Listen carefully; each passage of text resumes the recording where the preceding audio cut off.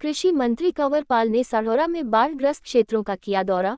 Bike चलाकर सोमनादी के तटबंध तक पहुंचे ग्रामीणों के साथ है सरदार। हरियाणा के कृषि मंत्री कंवर पाल गुर्जर ने सधौरा विधानसभा के बाढ़ प्रभावित गांवों खानवाला व चिंतपुर का दौरा किया। सोमनादी के तटबंध पर खुद मोटरसाइकिल चलाकर ग्रामीणों के साथ पहुंचे कृषि मंत्री और पूरी स्थिति का जायजा लिया। उन्होंने सोम नदी में पानी ज्यादा आने के कारण टूटे हुए तटबंध को ठीक करने के लिए सिंचाई विभाग के अधिकारियों को दिशा निर्देश दिए। उन्होंने कहा कि बाढ़ से हुए नुकसान की भरपाई के लिए सरकार हर संभव सहायता की जाएगी। फसल के नुकसान की भरपाई के लिए बाढ़ प्रभावित खेतों की गिरदावरी करवा के सरकार को भेज दी गई है। प्रदेश सरकार बाढ़ प्रभावित लोगों के साथ खड़ी है। कृषि मंत्री इस दौरान गांव चिंतपुर में बाढ़ के कारण जान गंवाने वाले सरदार के घर पहुंचे और शोकाकुल परिवार को सांत्वना दी। उन्होंने कहा कि दुख इस घड़ी में सरकार बाढ़ पीड़ित परिवार के साथ खड़ी है। सरकार द्वारा पीड़ित परिवार की हर संभव सहायता की जाएगी। कृषि मंत्री कंवर पाल गुर्जर ने कहा कि बाढ़ के पानी से गांव के घरों में हुए नुकसान की भरपाई के लिए सरकार बाढ़ प्रभावित लोगों की हर संभव मदद करेगी।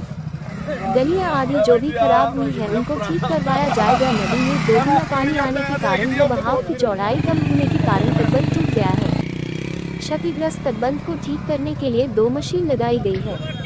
3 मशीनें और लगाकर 5 मशीनों द्वारा कल तक मिट्टी का काम पूरा कर लिया जाएगा।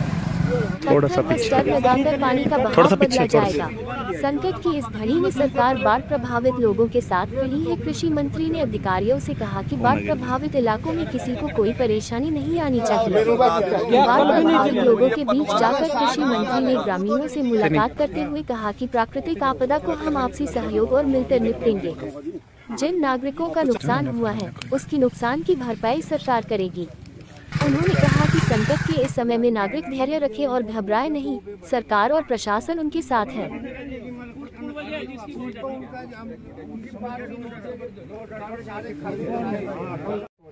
हाँ नहीं चलो हाँ जी वो अब नहीं हो पाएगा। ये स्टड वाला मिट्टी उठा इसमें देखा अब बात वो हो गया था जी। अब इसकी डिसिल्टिंग भी 4-5 हो गई।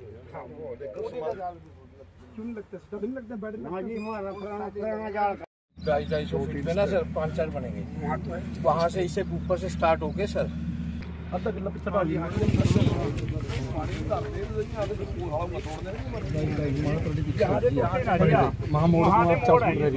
देखिए बहुत बड़ा नुकसान है गया और ये जहाँ से पटड़ी टूटी जो पहले गांव है उसमें वो चिंतपुर और खन्नूवाड़ा है।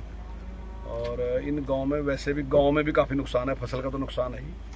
तो मैंने भी एसडीएम साहब से बात की और जो फसल का नुकसान है उसकी हमने गिरदौरी करा दी, वो सरकार के पास भेज दी।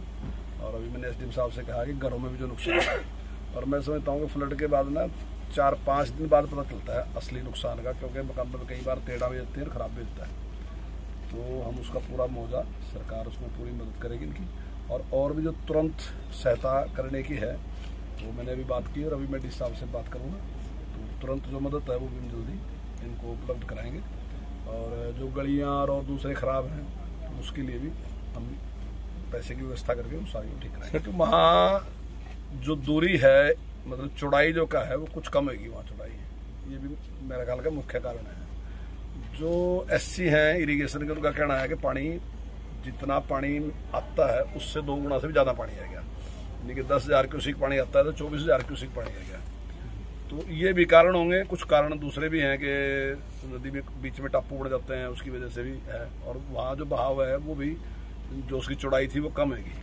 तो कई कारण बन गए इस प्रकार के जिसकी वजह से वहाँ से टूटा है। लेकिन वहाँ पे अभी हमने पूरी तैयारी शुरू कर दी।